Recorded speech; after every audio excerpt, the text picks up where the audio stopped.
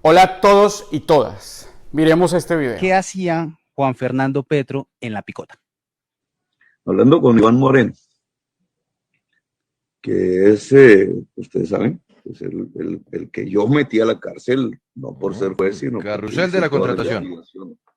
Del carrusel de la contratación de Bogotá. No es narco, no es parapolítico, no es corrupto, o fue corrupto. Él está en un proceso muy interesante desde el punto de vista personal. Ustedes pueden allá ir a hablar con él y comprobarlo. Pero lo que él nos ha sugerido, Iván Moreno, es ser constructor de algo que yo he propuesto, que se llama el perdón social. Y eso se está discutiendo dentro de las cárceles, lo que se llamaría el perdón social. Podríamos hablar largo sobre este tema. Pero me toca cortar. Esa es, digamos... Pero va a ser una noticia... Empecemos porque este veto reacción no va a estar fácil. Lo primero que tenemos que decir es que los hermanos Samuel Moreno e Iván Moreno se encuentran pagando una condena por el escándalo del carrusel de la contratación, que el mismo Petro denunció y que fue una de las razones de su salida del Polo Democrático.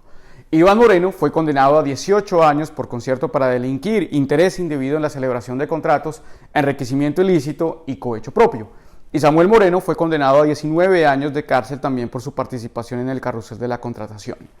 ¿Fue un acto imprudente de Petro? Vamos a mirar. Y cabe señalar que esta opinión es personal.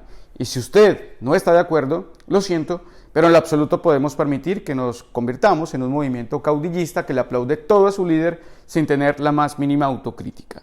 ¿Dónde ustedes ven esto? Sí, en el uribismo. Por lo tanto, no seremos como ellos. El día que no critiquemos a nuestros líderes, no tendremos autoridad moral para exigir futuros incumplimientos.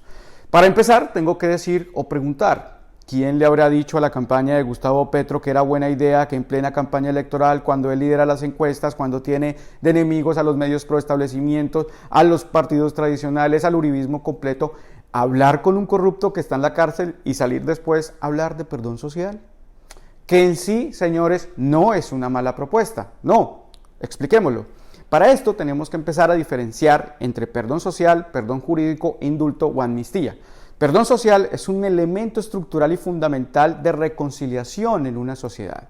Es un elemento reparador con las víctimas y con los bienes jurídicos afectados.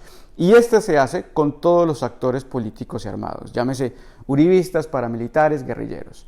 El perdón jurídico es aquel que se solicita para conseguir algún rédito penal, un beneficio como puede ser la atenuación o exhibición de la pena, pero en su esencia no existe. En realidad respondería a intereses de política criminal. Aquí aplicaría un indulto o amnistía que no pasa por el presidente de la República, que no pasa por el Poder Ejecutivo, sino pasa por el Poder Legislativo.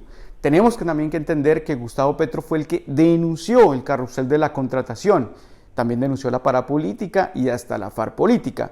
Y por casos de corrupción, o estos casos, resultaría inconstitucional, por no decir estúpido y absurdo, que se pueda condonar una pena, menos por las ya impuestas y que se están ejecutando.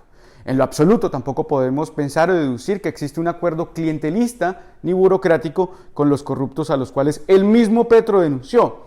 Es más, ¿qué rédito político o electoral tendría aliarse con semejantes criminales? También no es la primera vez que Gustavo Petro habla de perdón social. El año pasado señaló que el perdón social e histórico es un momento casi irrepetible, pero fundamental en la paz de las sociedades. Y apuntó que antes que sucediese una amnistía, debería haber una devolución de todos los bienes a los despojados y verdad completa. Entonces, ¿cuál es el problema de esta propuesta de Petro? Que a mi parecer fue imprudente e impertinente. No por el fondo o el fin que ya explicamos es bueno, sino por los medios tradicionales, la coyuntura, el ignorante uribismo y el señor de la oficina que de manera deliberada utiliza el mensaje y lo tergiversa. Y lo peor de todo es que logran su cometido en los indecisos. Miren ustedes. ¿Cómo es que Petro sigue creyendo que se va a comer de cuento a todo el mundo? Petro, si vas a mentirle a la gente de frente, como lo hace siempre, que al menos no sea en Semana Santa. Tu hermano visita a tu socio político Iván Moreno, que está en la cárcel de la picota por el carrusel de la contratación, y vos decís que están hablando de perdón. Será más bien que lo querés absolver a cambio de votos. Así vas a hacer entonces con todos los corruptos que te rodean. Ya vamos viendo que te haces el bobo con los peores corruptos de este país porque te ponen votos. A Fico Gutiérrez deberíamos preguntarle, ¿cuántos corruptos en su vida ha denunciado? ¿Cuántos? Ninguno. Todos están con él haciendo campaña. Pero ¿por qué dar este papayazo en estos momentos? ¿Por qué? ¿O será que la verdadera imprudencia no es la propuesta del perdón social, sino que el hermano del candidato que encabeza las encuestas visite a un delincuente en la cárcel? Perdón, pero no, no se puede. No es un acto estratégico, es ligero, es irresponsable. Ahora estamos acá, creadores de contenido, tuiteros, activistas, líderes sociales, líderes de opinión, personas comunes y corrientes tratando de explicarle a la gente que quiere escuchar qué es el perdón social. Siendo objetivos, y si fuese al revés, si el hermano de Fico visita a Eduardo Pulgar en la cárcel o a Andrés Felipe Arias en el palacio que tiene como centro de reclusión y luego Fico sale a hablar de perdón social, ¿se imaginan cómo estaríamos de escandalizados? Yo confío en Gustavo Petro, pero le pido que no dé estos papayazos que son aprovechados por la oposición para tergiversarlo.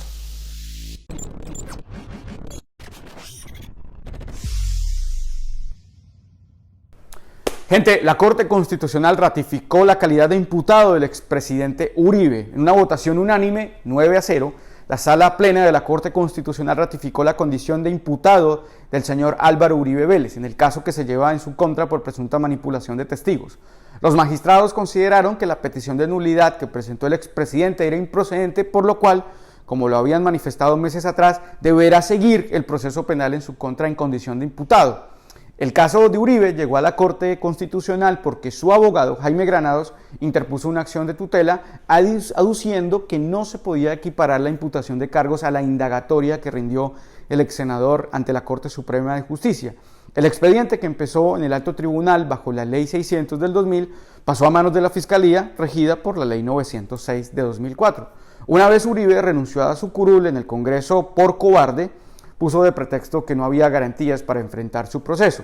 Así que lo que Uribe buscaba con la tutela era que no se acreditara su calidad de imputado en la Fiscalía. La mayoría de la Corte no estuvo de acuerdo y estipuló que la imputación podía equipararse a la indagatoria. Otra derrota más para el líder natural del paramilitarismo.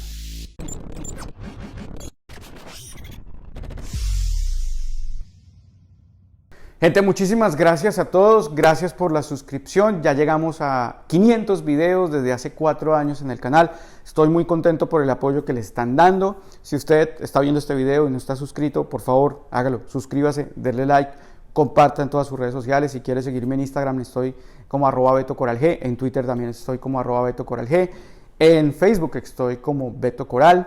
Y nada, muchachos, acuérdense lo de la tía uribista. Si quieres cambiar, empieza por el hombre en el espejo y luego con esa tía. Un abrazo para todos.